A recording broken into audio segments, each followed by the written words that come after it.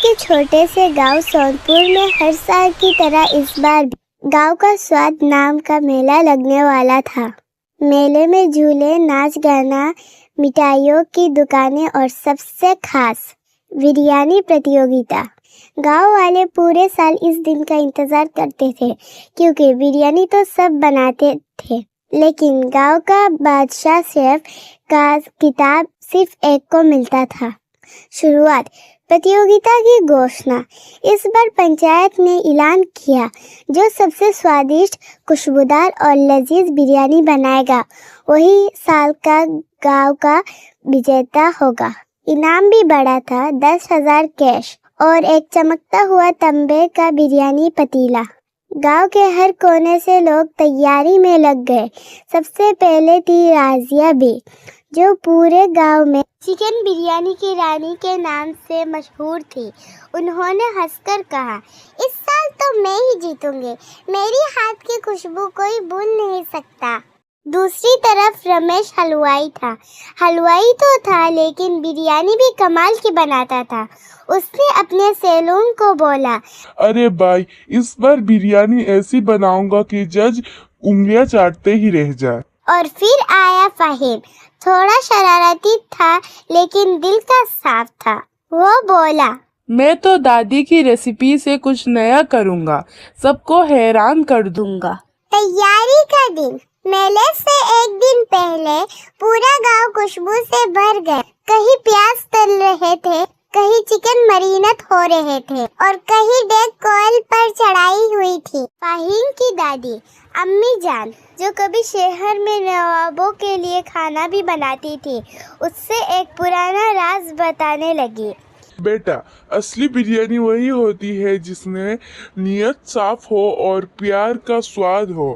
فہیم ہنس پڑا، امی جان، پیار تو میں ڈول ڈول کے ڈال دوں گا، اب بس دعا کرنا پٹاخہ نہ پھوٹ جائے۔ پرتیوگتا کا دن۔ صبح ہی فیلڈ میں بھیڑ لگ گئی۔ جج تھے گاؤں کے پردھان، اسکول ماسٹر اور سب سے تیز آنکھوں کی والی سلما چاچی۔ گھوشک نے مائک پر بولا، سارے پرتیواگی اپنی ڈیگ لے کر منچ پر چلے آئے۔ سمے ہے 2 گھنٹے۔ اب اصلی مقابلہ شروع ہوا۔ رازیہ بی نے لکھنوی چکن بریانی بنائی، کیسر اور الائچی کی خوشبو سے بھری۔ رمیش حلوائی نے مٹن دم بریانی بنائی، جس میں اتنا گھی تھا کہ چمچ بھی پھسل جائے۔ اور فہیم کچھ عجیب کر رہا تھا۔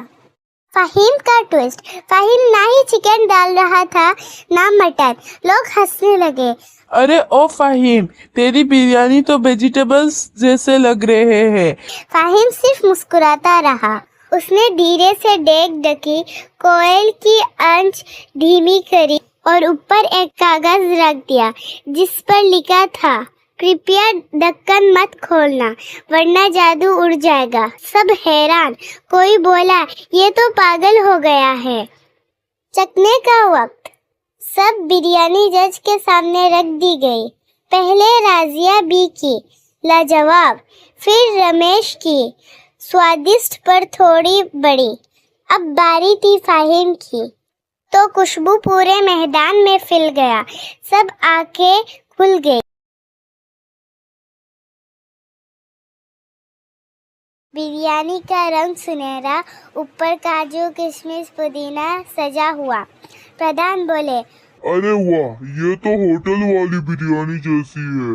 ماسٹر صاحب نے پہلا نوالا لیتے ہی بولا، یہ تو مچھلی والی بریانی ہے۔ سارے لوگ ہا ہا ہا کر کے ہنسنے لگے۔ پر جب سب نے چکھا تو سب شانت ہو گئے۔ سواد کمال کا، نہ زیادہ تیکھا نہ پھیکا، بس منہ میں گل جانے والا۔ سلما چاچی بولی، ایسی بریانی تو میں نے سسرال میں بھی نہیں کھائی۔ فہیم کا راز۔ فہیم نے مسکرا کر کہا، امی جان نے سکھایا کہ کھانا سب کے لیے ہونا چاہیے۔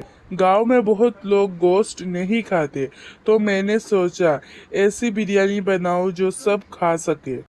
اس لیے میں نے مچھلی کو مسالوں میں ایسا پکایا کہ سواد چکن جیسا ہو اور خوشبو مٹن جیسی آئے۔ جج نے اعلان کیا، इस साल का विजेता है फाहिम। तालियों का शोर गूंज उठा। राजिया भी हंसकर बोले, शाबाश बेटा, तूने दिखाया कि दिमाग भी मसाले जैसे होते हैं। लेकिन असली ट्विस्ट तब आया। फाहिम ने चूल्हे के नीचे देखा। वहाँ कोयल नहीं, नीम के पत्ते जल रहे थे। फाहिम चिल्ला उठा, अरे ये तो गलती से हो गया, कोयल खत्म हो गया था। अम्मी जान हंसी। वही तो तेरे नसीब का मसाला था।